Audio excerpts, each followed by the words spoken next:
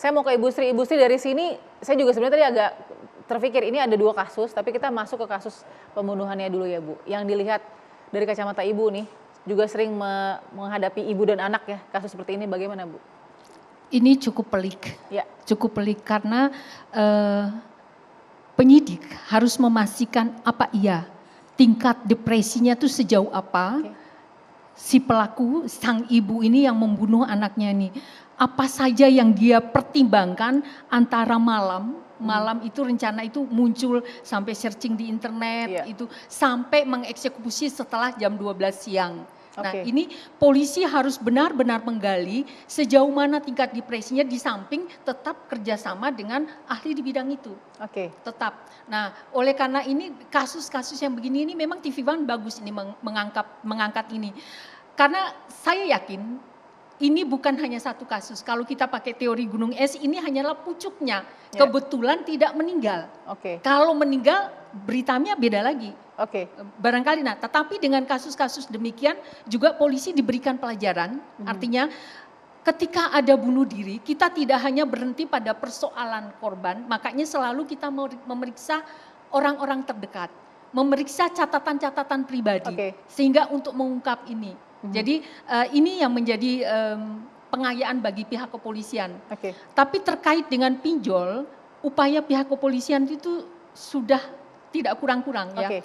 Semenjak ini menjadi kebijakan nasional di tahun lalu, ini sudah banyak yang ditindak, bahkan sudah menerapkan tindak pidana pencucian uang. Artinya apa? Uang semua milik dan delalahnya banyaknya pendatang ya, orang asing, ekspatriat yang menggunakan jasa warga kita sebagai pegawainya. Nah ini tapi sebentar Bu, maaf. Saya masih agak penasaran nih, karena tidak bermaksud untuk melangkahi mungkin ilmu psikiater atau psikologi ya. Tadi kan Ibu bilang mengukur tadi ya tingkat depresi. Secara akal sehat, ini saya awam ya Bu ya. Secara akal sehat, kalau kita tahu ada seorang ibu yang mengakhiri nyawa anaknya karena kondisi seperti itu nggak bisa dilihat kasat mata bahwa ini pasti sudah depresi. Sangat sulit, karena untuk menerapkan pasal apakah ada alasan pemaaf. Dalam proses ini dia jelas melakukan, ada korban yang terbunuh, meskipun itu anaknya sendiri, dan dia sudah mengatakan caranya dibekap. Berarti hal yang bisa meringankan dia dari tuntunan ini adalah alasan pemaaf. Nah alasan pemaaf ini apa? Apakah dia kurang cakap dalam mempertanggungjawabkan perbuatannya? Maka itu harus melibatkan pihak terkait. Saya yakin rekan-rekan pihak kepolisian, paling tidak psikologi kepolisian sudah turun.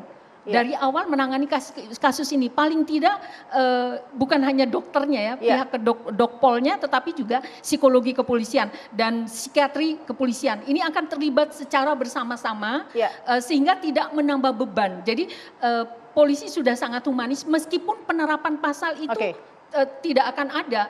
Jadi alasan pemaaf ini harus diuji dengan sejumlah fakta-fakta yang dilakukan oleh para pakar ini.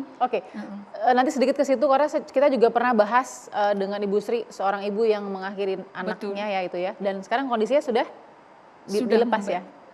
Masih ada di dalam pembinaan ya Bu ya? Masih ada di dalam pemantauan. Dalam pemantauan untuk kemudian bagaimana vonisnya nanti itu masih dilihat. Nah, saya akan sambung lagi masih tentang efek domino pinjol yang kemudian berujung maut. Ini sangat ironis. Sesaat lagi tetap di Perempuan Bicara.